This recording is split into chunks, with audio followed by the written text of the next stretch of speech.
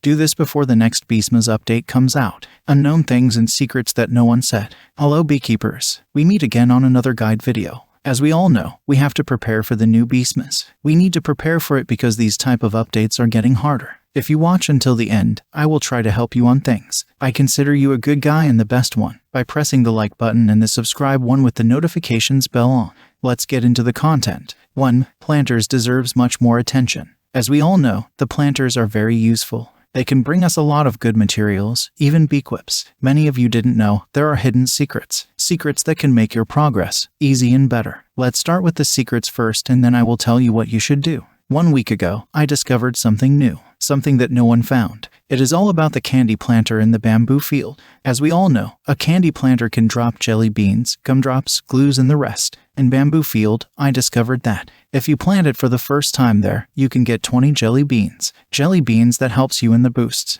The boosts can help you grow for the next Beesmas update. So, these jelly beans are useful. Next secret is that we can get monthly caustic and swirled waxes. Let me share them with you, because this can help you grow a lot until the next update. How to get caustic waxes monthly. Better said every 36 days. By planting a plastic planter in the rose field. By planting a candy planter in the mountaintop field. By planting a tacky planter in the bamboo field. By planting a petal planter in the dandelion field. By planting a blue clay planter in the clover field. By planting a red clay planter in the clover field. How to get swirled waxes every 36 days.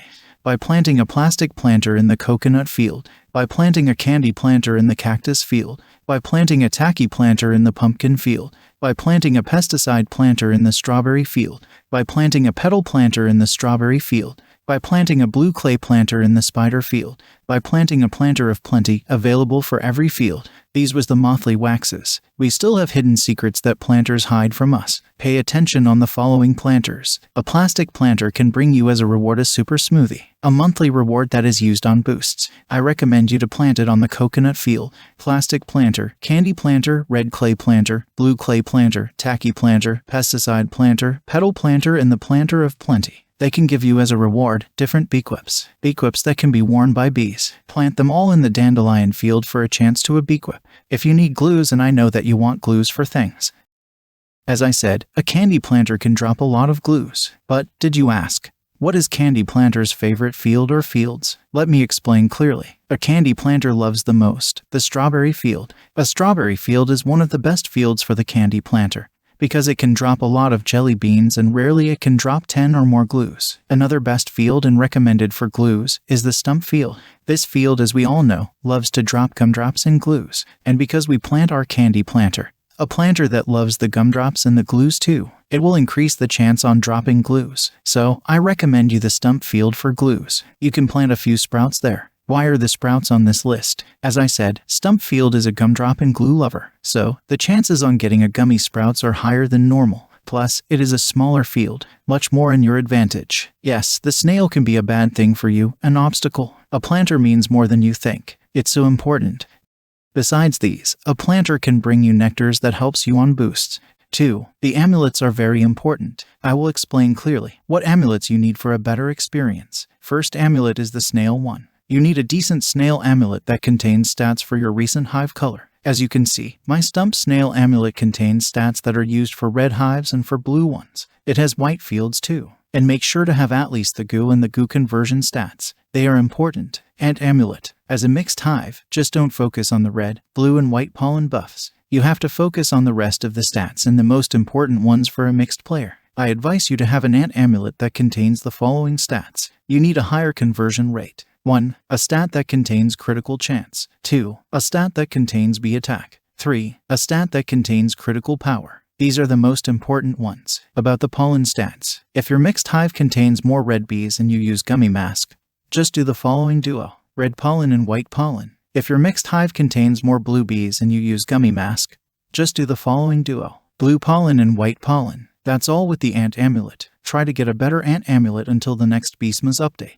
The next one is the moon amulet. As you can see, my moon amulet contains the following stats. Capacity, bond from treats, honey per pollen. I have this type of amulet because it works together with a red hive and with a blue hive too. For white hives, you can go for a moon amulet that contains white pollen and pollen stats, all in one amulet. For a mixed hive you can use, as a main stat, the bond from treat stat and other random buff. That is all for the moon amulet. The stick bug amulet. This amulet is much more complicated. Make sure to own the following stats. The guaranteed capacity. The convert rate, make sure it's higher. The bee attack stat. The bee attack percentage stat. A field that you need. And others. The king beetle amulet is not that important as you think, but somehow it is. The first two stats are the main ones and the most important stats. You need a higher convert rate in the bee attack buff. The other two field stats, make sure you have the right ones for your recent hive. The king beetle is not that important as you think, because it is all about luck.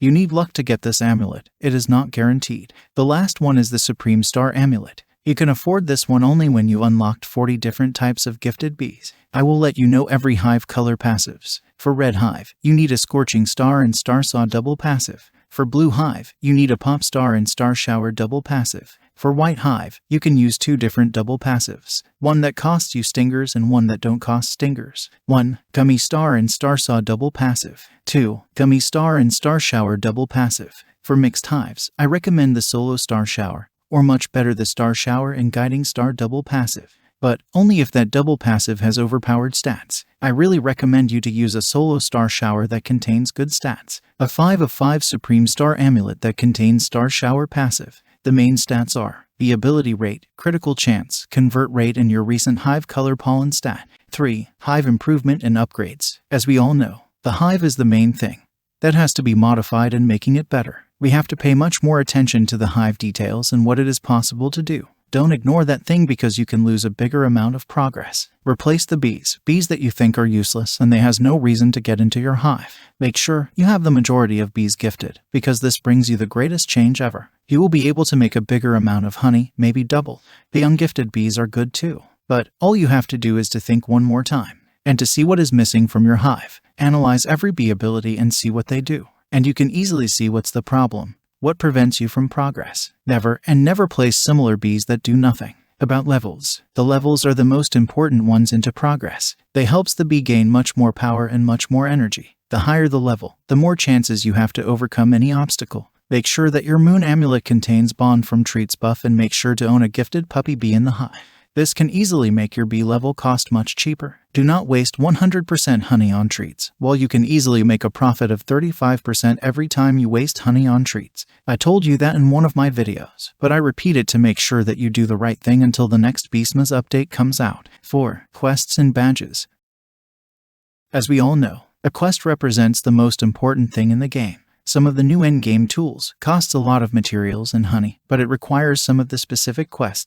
We talk about the following tools: Dark Scythe and Tide Popper. These two requires 250 quests. Dark Scythe requires 250 Riley Bee quests, because as we all know, it is a part of the Red HQ shop. Tide Popper requires 250 Bucko Bee quest, because as we all know, it is a part of the Blue HQ shop. By finishing the quests, you can craft the tools with the required materials. So, make sure that you do quests for some new endgame tools until Beesmas. For a starter without any mythical bees in the hive, I advise you to complete every mythical egg quest, defeat the 50th commando chicken.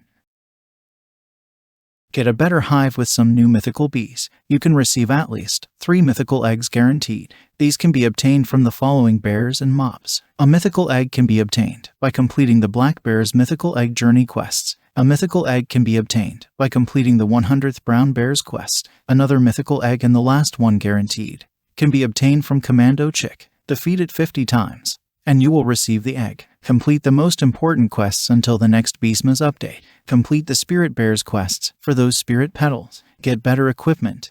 Now we get into the badges section. These badges helps us a lot. You don't have any idea how important are these badges, and you keep ignoring them. As we all know, they are supposed to bring us some special buffs for each field or other things completed. After completion, you can literally claim as a prize some tickets and a buff that helps you on boosts and more. Don't ignore these badges, because they can help you in the future updates. Works better with the Beesmas buffs. So, don't be lazy, dude. Do every possible badge. It's important for you and for your progress. 5. Daily mob runs and others. As we all know, the mobs represents the greatest way to collect and to save materials. Some of the people ignore them. I will explain you why these mobs are very important and which ones. First of all, we have the most important mob, the coconut crab. This one can bring us the best loot in the entire game.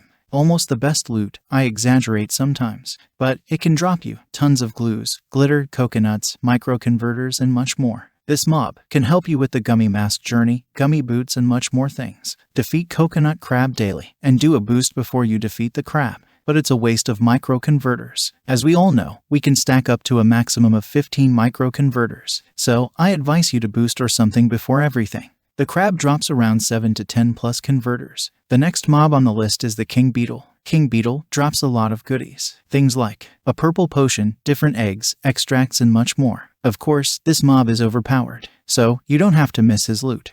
Another thing is that it can drop a random king beetle amulet that helps you with some field buffs and much more. The next mob that needs more attention is the tunnel bear. Tunnel bear, as everyone knows, it drops a lot of good loot. There's no need to explain what it drops. I can say that this mob is overpowered too. Defeated daily. The next ones on my list: spider, werewolf, and mantises. These mobs are special. They can drop you a lot of good things. Things as a diamond egg, tickets, glues, and more. Of course, they can drop you the best, only if you get lucky. Another mob that means a lot is the Mondo chicken. Mondo chicken drops a lot of good things. It drops a lot of bitberries, neon berries, star jelly, sprouts, microconverters, and if we get lucky, we can receive a mythic egg or a star treat. But the chances in getting these are low. Very low. You can give it a try. The last mob, and one of the most important ones, is the stump snail. This stump snail can drop us a lot of materials and things. Plus, it can drop us a guaranteed amulet. An amulet that helps you in boosts. We have a few type of stump snail amulets: bronze shell amulet, silver shell amulet, gold shell amulet, diamond shell amulet, supreme shell amulet.